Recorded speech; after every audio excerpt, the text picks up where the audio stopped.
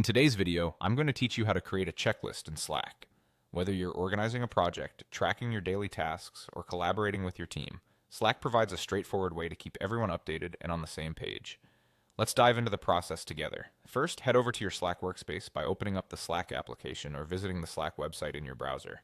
Make sure you're logged into the correct account where you'll be managing your checklist. Once you're in, find and click on the Google option. Now, this might seem a little unusual, but Slack's integration with Google helps streamline operations, so it's a necessary step. Once you've clicked on Google, you need to choose your Google account. Simply find your account from the list and click on it.